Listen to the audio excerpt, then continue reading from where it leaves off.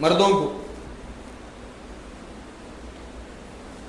عورت تھوڑی بڑی ہو گئی, جیسے بالغ ہونے کے قریب آتی, اللہ نے پردے کا حکم دیا. کیوں؟ اس کی ایک چھوٹی سی مثال دیتا ہوں.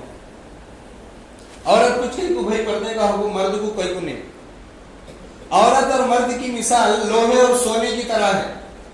لوہا بہت زیادہ استعمال کو آتا لیکن اس کی ویلیو کچھ بھی نہیں. سونا کسی کام کچھ نہیں آتا لیکن اس کی ویلیو. تو مرد اگرچہ سارے فرائض مرد کے اوپر ہے, ساری شریعت مرد کے اوپر واجب ہے, ساری قرآن کا مخاطب مرد ہے, ساری حدیث کا مخاطب مرد ہے, ساری چیزیں مرد پہ, لیکن فضیلت اللہ عورت کو ایسی دیا کہ اس کی قیمت سونے سے بھی بلند کر دیا, اس کے قدموں میں اٹھا کے جنت رکھ دیا. عورت اور مرد کے مقابلے دیکھے تو محنت کون زیادہ کرتے؟ مرد کرتا نا. محنت کون زیادہ کرتے؟ بھائی مرد کرتا نا. لیکن جنت کس کے قدموں میں؟ باپ کے قدموں میں, ماں کے قدموں میں. کیوں؟ مرد تو اپنی اختیار سے شریعت کے حدود میں کچھ کر سکتا, لیکن عورت مرد کے تابع ہو کے چلنا یہ بڑی قربانی اس کی. انسان کی ایک فطرت ہے کہ انسان کسی کے تابع ہونا پسند نہیں کرتا. میں صرف زندگی جینا کرتا انسان, اس کے باوجود بھی انہیں مرد کے تابع ہو کے چلتی نا, یہ بڑی قربانی کی وجہ سے اللہ اس کے قدموں میں جنت ڈالے. اور بہت ساری وجوہات ہے, صرف یہی نہیں. مرد اپنی پوری زندگی محنت کرتا, لیکن پوری زندگی محنت کر کے بھی اتنا درد اتنا دکھ برداشت نہیں کرتا جتنا ماں ایک بچے کو جنت کے وقت میں برداشت کرتی. اس لیے اللہ ماں کے قدموں کے نیچے جنت ڈالے, باپ کے قدموں کے نیچے نہیں ڈالے.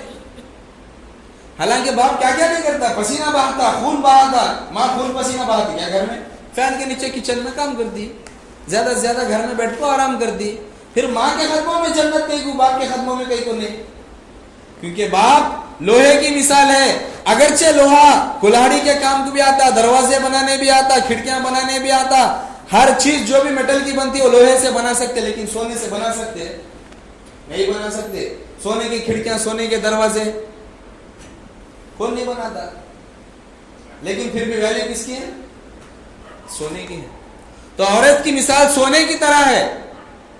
عورت کا اللہ مقام ایسا بلند کرا, اگرچہ اس کا کیریکٹر دنیاوی زندگی میں کم ہے لیکن مقام اس کا بلند رکھا اللہ. اس کے حقوق میں جتنی اللہ تاکید کرا, مردوں کے حقوق میں اتنی تاکید نہیں کرا کسی کی. مردوں کے حقوق میں تاکید نہیں کرے. جب عورت بچی ہوئی تو بولے اس کی تربیت اچھا کرو, جنت واجب ہوتی. پھر جب عورت بڑی ہوئی تو بولے اسے پردہ کراؤ, جنت واجب ہوتی. پھر جب عورت شادی ہو گئی تو اپنی بیوی کے ساتھ اچھا سلوک کرو, اس کے اوپر الگ اجر.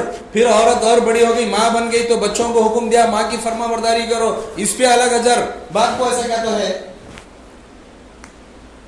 عورت کا مقام سونے کی طرح, اگرچہ انہیں کم استعمال ہوتی لیکن انہیں قابل رشک چیز, لیکن انہیں قابل قیمتی چیز, قابل قیمت چیز ہے. سمجھ. اسی لیے اللہ تبارک و تعالی عورت کو پردے کا حکم دیا سو, کیونکہ جو چیز جتنی قیمتی رہتی اسے اتنا چھپا کے رکھے تو اچھا. میرے پاس 1 کلو سونا ہے, 1 کلو لوہا ہے. میرے پاس ایک تجوری ہے, اس میں صرف 1 کلو رکھ سکتا ہوں میں, تو میں کیا رکھوں گا دونوں میں سے؟ سونا رکھوں گا, لوہا رکھوں گا؟ دونوں 1 کلو نا بھائی. اور لوہا زیادہ استعمال کو آتا, سونا تو زیادہ استعمال نہیں آتا. میں مرد, مجھے کیا کام کا تھا سونا, عورت تو زیورات بناتی. لیکن اس کے باوجود بھی میں کس کی حفاظت کرتا ہوں؟ اچھا چلو, دونوں 1-1 kg نہیں ہے, سونا 1 kg ہے اور لوہا 1 kg ہے, سونا 1 گرام ہے, تو میں کس کی حفاظت کرتا ہوں؟ کیوں؟ وہ چیز ایسے جو ایسی قیمتی لائق ہے چھپانا. اسی لیے اللہ تبارک و تعالیٰ نے عورت کو پردے کا حکم دیا. لیکن آج معاف کریں کہ پردہ ہمارے معاشرے سے اٹھ گیا, پردہ ہمارے معاشرے سے اٹھ گیا. ایک جنی سوال کر دی, مولانا محمود مدنی جو جمعیت العلماء کے صدر ہے, محمود مدنی, ان کو ایک جنی سوال کرتی, اسلام میں عورتوں کے اوپر زیادہ تنگیاں ہیں نا, پردہ کرنا, چھپ کو رہنا ہمیشہ, ہمیشہ یہ کہیں کو علماء کی بات کہیں کو سننا مسلمانہ عالمہ کیا بولے اور کرنا کرنا. تو انہوں تو اس کا جواب دو دینا دیے. میرے ذہن میں ایک جواب آیا, میں وہ بتانا چاہتا ہوں آپ کو. سب سے پہلے یہ بات انہیں ایسا پیش کر رہی ان کے سامنے, وہ عورت جو سوال کر رہی ایسا پیش کر رہی گویا کہ یہ عورتوں کے اوپر ظلم ہو رہا نا, ایسا پیش کرنا چاہیے. تو اس کا ایک ہی سینٹینس میں جواب دیتا ہوں, سیفٹی رولز کو ظلم نہیں قرار دیا جاتا. سیفٹی رولز کو, اور انہیں کیا بول رہی, ہندوستان تو آزاد ہو کے 70 سال ہو گئے لیکن آج ہمارے مسلمان بھائی آزاد نہیں ہے بول رہی, کیونکہ علماء کے تابع چلنا پڑتا نا, حالانکہ چل رہے نہیں لوگ لیکن چلنا پڑتا ہے تو بول رہی ہوں. تو میں بولتا ہوں اگر اس اعتبار سے دیکھا جائے تو ہندوستان آزاد نہیں ہے, کوئی بھی آزاد نہیں ہے. کیوں؟ کسی کے اندر دم رہے تو بتاؤ, ڈامے طرف نہیں سیدھے طرف سے گاڑی لگ جاتی, دکھاؤ انڈیپینڈنٹ نہ تمہیں دیکھیں گے. روڈ کے اوپر سیدھے طرف سے گاڑی چلا سکتا کون تو بھی, کہیں کو بھائی انڈیپینڈنٹ نہ چلا کے دکھاؤ, بغیر ہیلمٹ کے پولیس کے سامنے سے گزرو دیکھیں گے, ہے ہمت انڈیپینڈنٹ نہ تمہیں. تو اس کا جواب کیا دیتے دنیا والے, بھائی وہ سب سیفٹی بھائی ہمارے واسطے.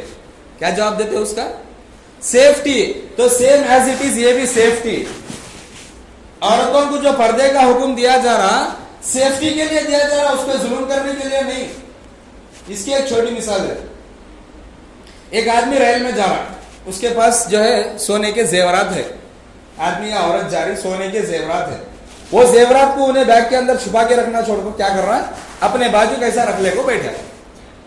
ہیرے موتی ہے اس کے پاس, کوئی قیمتی چیز ہے, اسے اپنے بازو رکھ لے کو کیا کر رہا ہے بیٹھا. ایک چور آ کے چوری کر لے کے گیا.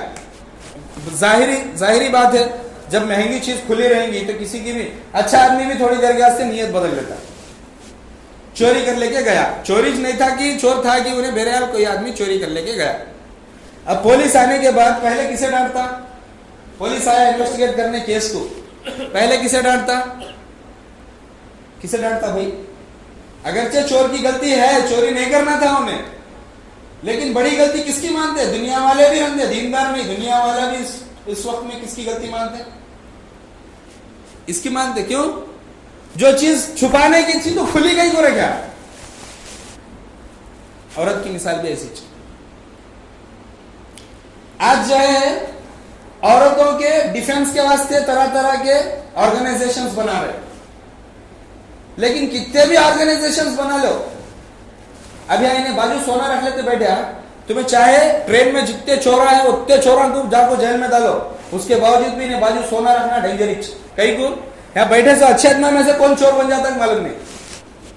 وہ چیز ہی جو ایسی کشش کی چیز آدمی کو کھینچتی اس کی قیمت کی وجہ سے. تو اللہ نے عورت کو ایسا مقام دیا کہ نہ چاہتے ہوئے بھی چھپانا چوسے. لیکن آج مسلمان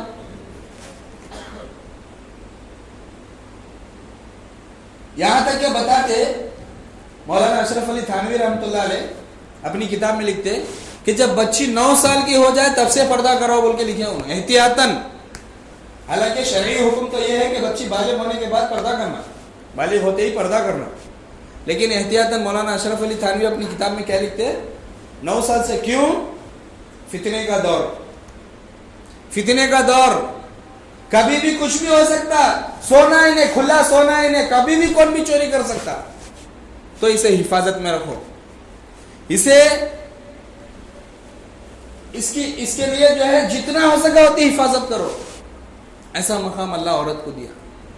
کہیں کو بھائی عورت کو بھائی اللہ بنایا بھائی. اب جا کے کوئی گورنمنٹ کو سوال کرتا, سناج کہیں کو مہنگا رکھے, کبھی ہوا بھی مہنگا کرو, کبھی چاندی بھی مہنگا کرو, بولتا وہ کہیں کو بنایا رہے گا, اس کے اندر کیا کوالٹیز دکھی رہیں گی, اس کے اندر اسے کیا کیا چیزیں نفع کی دکھے رہیں گی, جو سونے کو مہنگا رکھے اور باقی میٹلز کو جو ہے سستا رکھے, یہ اس کی مرضی. لیکن جب بنا دیا سونے کو مہنگا تو اب حفاظت کرنا کس کی ذمہ داری, سونا خریدنے والے کی ذمہ داری نا. تو اللہ نے عورت کو بنا دیا ایک اٹریکشن کی چیز, اللہ نے عورت کو بنا دیا ایک کشش کی چیز. کئی کو بنایا گا تو اسے سوال کرنا بیکار, اب جو بنا دیا اسے حفاظت کر لینے والا عقل مند. لیکن آج عورتوں کو کیا کر رہے ہیں, آل آر ایکول, سب جنے برابر, عورت مرد ایک ہی. اللہ تعالیٰ جب عورت اور مرد کو ایک نہیں بنایا تو انسان کون ہوتا دونوں کو ایک کرنے والا؟ انسان کون ہوتا؟ 100 عورتیں مل کے ایک مرد کا کام نہیں کر سکتے. عورت کی شادی کرو, بچہ پیدا کر کو دکھاؤ, بولو دیکھیں گے. جم کرنے والے بہت جنے دیکھے رہیں گے. کوئی آدمی 6 مہینے میں اتنی باڈی نہیں بنا سکتی. کوئی عورت جو ہے اپنی پوری زندگی جم کری تو وہ ایسی باڈی نہیں بنا سکتی جو آدمی 6 مہینے میں بنا سکتا. کہیں کو بھائی دونوں محنت برابر کرے, حالانکہ انہیں زیادہ کری نا, اس کی باڈی بننا اس سے اچھی. کیوں؟ اللہ وہ چیز رکھے اچ نہیں اس کے اندر, اللہ اسے وہ چیز کے واسطے پیدا کرے اچ نہیں, تو کیسا عورت مرد کے برابر ہو سکتی؟ عورتوں کے حقوق جہاں تک ہے وہاں تک ہے, لیکن آج عورتوں کے حقوق کے نام پر اسلام کو دبا کر ویسٹرن کلچر کو آگے لانے کی کوشش کی جائے. عورتوں کو برابر کرو, عورتیں کاندھے سے کاندھا ملا کر چلنا چاہیے. اس کے نام پر کیا کر رہے ہیں؟ عورتوں کو باہر لا کے ذلیل کر رہے ہیں. کیا ہوگا؟ سونے کو اگر باہر لا لیے تو کیا ہوگا؟ چوری چھونگی نا, اس سے زیادہ کیا ہوں گے؟ چوری ہوں گی, لوٹ ہوں گی, مار ہوں گی, لڑائیاں جھگڑے ہوں گے. آج ہو رہا ہے اس زمانے میں, آج ہو رہا. انما اموالکم و اولادکم فتنہ, اللہ بول رہا تمہاری مال تمہاری اولاد فتنہ ہے. فتنہ سے مراد بری چیز نہیں ہے. اللہ تعالیٰ قرآن میں مال اولاد کو بری چیز بول رہے نہیں, بری چیز نہیں ہے. فتنے سے مراد جو ہے اللہ سے دور کرنے والی چیز ہے. یعنی بسا اوقات اکثر و بیشتر لوگ اپنے بیوی بچوں میں پڑھ کر اللہ کی عبادت سے دور ہو جاتے. تو اسی لیے اللہ بول رہا تمہاری مال تمہارا اولاد فتنہ ہے, یعنی میرے سے دور کرنے والی چیز ہے. تو بتانے کا مقصد میرے بھائی کہ اللہ نے, شریعت نے, اسلام نے جو عورت کو مقام دیا کہ جنت اٹھا کے اس کے قدموں میں ڈال دیا, ایسا مقام ایسا مرتبہ کسی دوسرے مذہب والے قیامت تک نہیں دے سکتے.